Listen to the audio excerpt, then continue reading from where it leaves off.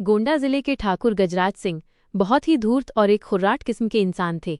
उनकी अर्धांगिनी सुमन भी उन्हों के नक्शे कदम पर चलने वाली थी। पति पत्नी दोनों ही जाति पाति की कुरीतियों को बहुत मानते थे।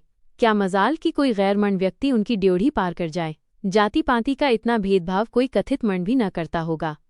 दरअसल कथित मर्द वर्ग इतना तो समझदार है ही कि वो अच्छी तरह जानता है कि आज के ज़माने में जाति पाति के फेर में पड़े रहने से अपना कोई कामकाज नहीं हो पाएगा।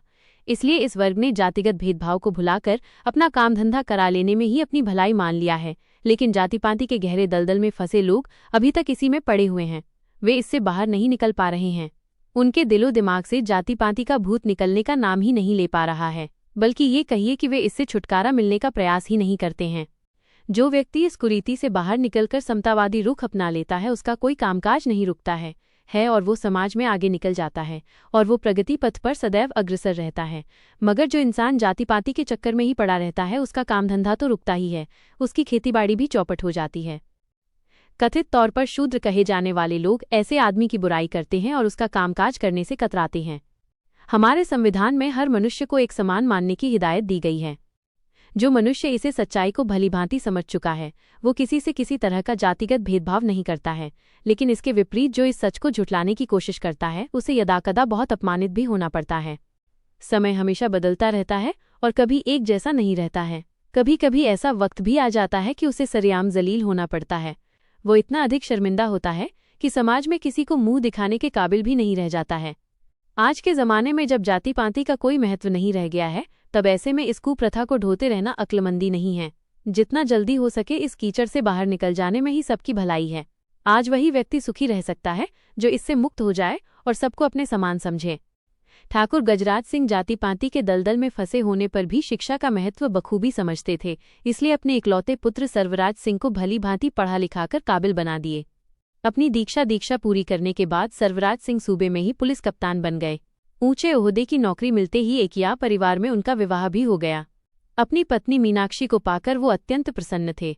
सर्वराज सिंह अपने माता पिता की इकलौती संतान थे ही और उनके कोई भाई और बहन न थी। विवाह होने के बाद सर्वराज सिंह को भी कोई औलाद पैदा न हुई। विवाह के कई साल गुजर जाने के बाद उनकी पत्नी मीनाक्षी गर्भवती हुई और समय आने पर एक पुत्री पैदा हुई। उसका नाम उन्होंने चंचला रखा। चंचला के जन्म के बाद फिर कोई बेटा और बेटी पैदा न हुई।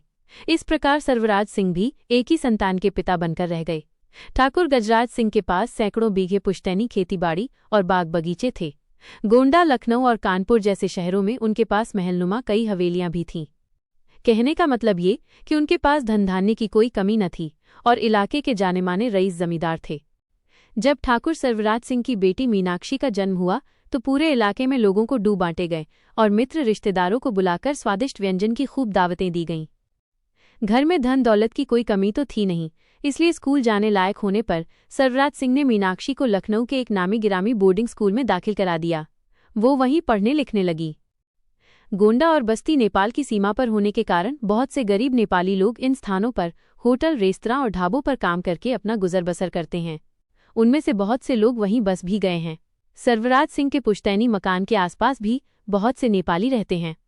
मनुष्य के जीवन पर उसके रहन सहन और खान पान का बहुत असर पड़ता है। इसलिए कहा गया है कि जैसा देश वैसा वेश और जैसा खाए अन्न वैसा बने मन। पिछले कई सालों से लोगों का रहन सहन और खान पान बिल्कुल बदल चुका है। ऐसी हालत में ये जाहिर ही है कि मनुष्य का जैसा रहन सहन और खान पान होगा वो वैसा ही बनेगा भी। इससे बच्चों का जीवन भी तेजी से बदलता जा रहा है। 1990 के बाद से मनुष्य के रहन सहन और खान पान में जो बदलाव आया है, उससे बच्चों का जीवन बहुत अधिक प्रभावित हो रहा है। अब वे अपेक्षाकृत जल्दी जवान होने लगे हैं। उन्हें ऐसा बनाने में फिल्म, सीरियल और नाटक भी अपना प्रभाव डाल रहे हैं। उनके जीवन पर संस्कारहीन या पुस्तकों का प्रभाव भी स्पष्ट रूप से देखा जा सकता है। आज के लेखकगण ज्यादातर व्यावसायिक हो गए हैं। आधुनिकता के नाम पर आजकल बिल्कुल उलूल जुलूल साहित्य ही लिखा जा रहा है। आज समाज से किसी का कोई सरोकार नहीं रह गया है। जिसके जी में जो आ रहा है वो उसे ही लिखने को उतारू हो गया है। लेखक को हमेशा समाज को एक अच्छी दिशा देने का काम करना चाहिए। इन सबके अलावा रही सही कसर हमारे इंटरनेट और मोबाइल ने पूरा कर दिया है। अब बच्चे दिन रात इन्हीं से चिपके रहते हैं। ऊपर से माँ बाप अपने बच्चों को समय न देकर उनसे दूरी बनाए रहते हैं। इसका भी बच्चों के जीवन पर बुरा प्रभाव पड़ रहा है। इस बदले परिवेश का असर मीनाक्षी पर भी पड़ा। वो इनसे अछूती न रही और ये स्वाभाविक भी है।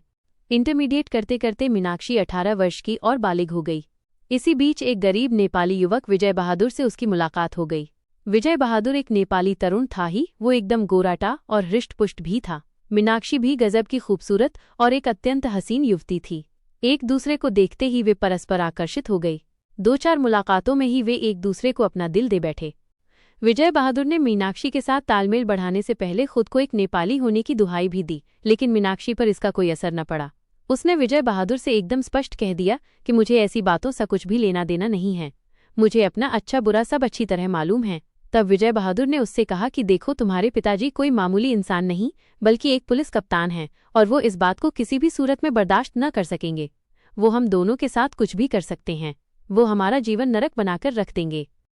जवानी दीवानी होती ही है, इसलिए विजय बहादुर की बातों पर मीनाक्षी ने कोई ध्यान नहीं दिया और उसे दरकिनार करते हुए वो उससे बोली, तुम मेरे पिताजी की चिंता मत करो, अगर वो पुलिस कप्तान हैं तो दूसरों के लिए हैं, हमारे लिए नहीं। मैं सब कुछ संभाल लूंगी और कुछ भी न होगा। तब विजय बहादुर ने उसे समझाने का बहुत प्रयास किया, मगर वो हरगिज न मानी। मानो उसके सिर पर सचमुच भूत सवार था। धीरे धीरे 1-1.5 साल गुजर गए। उनका मिलना जुलना चालू था। विजय उससे जितना दूर भागता उतना ही मीनाक्षी उसके पास पहुंच जाती। वो उसे उतना ही अधिक अपने करीब पाता। पहले तो वो उससे जितना बच सकता था उतना बचने का यत्न किया, लेकिन जब मीनाक्षी हाथ धोकर उसके पीछे ही पड़ गई तो हार मानकर वो भी चुप बैठ गया। आखिरकार दोनों के बीच प्रेम की पेंगे बढ़ने लगी। इश्क और मश्क कभी छिपाने से नहीं छिपता है, देर सबेर लोगों को इसका पता चल ही जाता है। जब तक बात छिपी रही और किसी को कानों कान भनक न लगी, तब तक वे आराम से आपस में चोरी चुपके मिलते जुलते रहे। परंतु जब भेद खुलता नजर आने लगा तो मीनाक्षी ने विजय बहादुर से घर से भाग चलने को कह दिया। उसने उसे घर छोड़ने के लिए विवश कर दिया। अंततः एक दिन घर से 25 लाख नकद रुपए और कुछ गहने वगैरह लेकर मीनाक्षी विजय बहादुर के पास जा पहुंची। वो अपने घर से इतना ज्यादा धन ले गई कि उतने में उसका अच्छा से अच्छा विवाह हो जाता। वहां जाकर वो उससे बोली, अब जहां ले चलना है मुझे वहां लेकर चलो, मैं तैयार होकर आ गई हूं। विजय बहादुर भी उसे दिल दे ही चुका था, इसलिए वो भी अपना घर परिवार छोड़ने को मजबूर हो गया। अब घर त्यागने के अलावा उसके पास कोई दूसरा चारा न बचा था। आखिर वो उसे लेकर घर से निकल पड़ा और रेलगाड़ी का टिकट कटाकर हरिद्वार चला गया। वहां से दोनों नैनीताल चले गए, फिर मुंबई और गोवा घूमने चले गए। उधर दोनों के भागने की खबर मिलते ही कप्तान साहब आग बबूला हो गए। उन्हें उनकी ये जुर्रत हरगिज पसंद न आई। आखिर जाति पाति के पुजारी ठाकुर जो ठहरे, उनका पारा 7वें आसमान पर इस तरह पहुंच चुका था कि अगर वे उस वक्त उन्हें मिल जाते तो वो उनकी जान भी ले लेते। उन्होंने सोचा कि जब मैं बड़े बड़े लोगों की हैकड़ी बंद कर सकता हूं और उनकी हालत खस्ता कर सकता हूं तो इस नेपाली छोकरे की औकात ही क्या है। उन्होंने पास के पुलिस थाने में मीनाक्षी की गुमशुदगी की रिपोर्ट लिखा दी और थानेदार से बोले, ये मेरी अपनी बेटी का मामला है, इसलिए चाहे जैसे भी हो वो 1 सप्ताह के अंदर ही मेरे सामने होनी चाहिए। इस काम में तनिक भी लापरवाही न होने पाए वरना अपनी खैरियत मत समझना। पुलिस तो आखिर पुलिस ही है, वो किसी को अपना पराया नहीं समझती है और सबके साथ लगभग एक जैसा ही व्यवहार करती है। दरअसल हमारी पुलिस का काम करने का तरीका बड़ा ही अनोखा है। वो हर मामले को अपने ही तरीके से निपटाती है। मामला एक कप्तान का था, इसलिए 2-4 पुलिस वाले बिना मतलब इधर उधर यूं ही टापते रहे और हार थक कर बैठ गए। इतने बड़े देश में मीनाक्षी और विजय बहादुर को ढूंढना इतना आसान नहीं था जितना कि कप्तान साहब समझ रहे थे। इधर लगभग आधे देश का भ्रमण करके 1 महीने बाद विजय और मीनाक्षी दिल्ली वापस आ गए और एक अदालत में जाकर अदालती शादी कर लिए।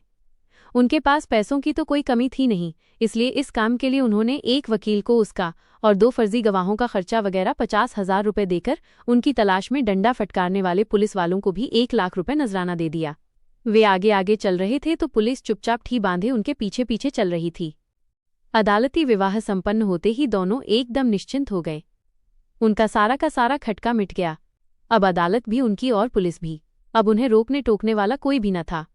अपने पीछे पुलिस के पड़ने की भनक लगते ही मीनाक्षी अपने कप्तान पिता सर्वराज सिंह को फोन करके कहा, बापा जी, मैंने विजय बहादुर नाम के एक लड़के से दिल्ली की एक अदालत में विवाह कर लिया है और अब मैं घर आ रही हूँ।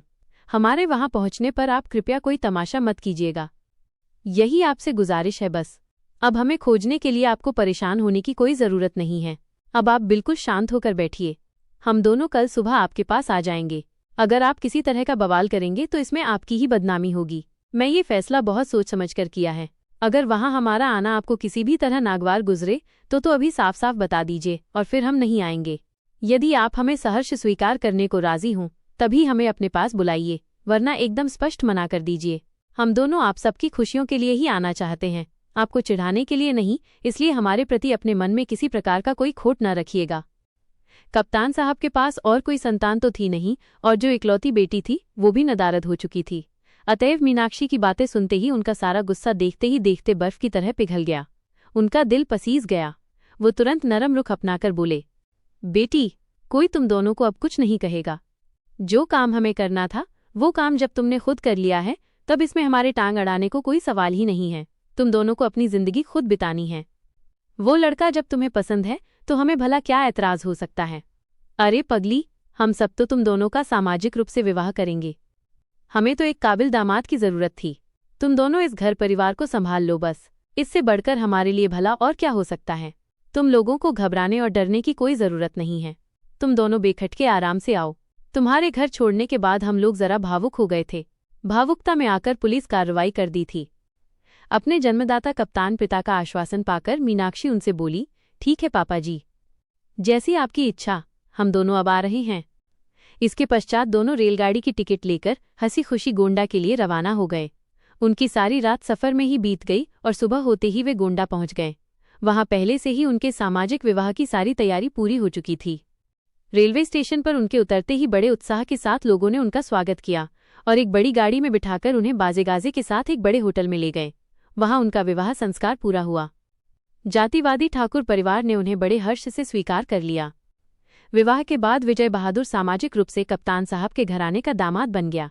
साथ ही वो उनकी सारी संपत्ति का इकलौता वारिस भी बन गया। कप्तान साहब ने अंततोगत्वा अपना सब कुछ उनके नाम कर दिया। हालांकि कप्तान साहब जोश और आक्रोश में आकर उन्हें अपने रास्ते से हटवा सकते थे, लेकिन कोई और वारिस न रहने से वो जाति पाति के बंधन से मुक्त होकर उन्हें अपनाने को विवश हो गए। उनके दिल से जाति पाति की दीवार हमेशा के लिए ढह गई। अगर वो कुछ और करते तो इसमें हर तरह से नुकसान उन्हीं का था।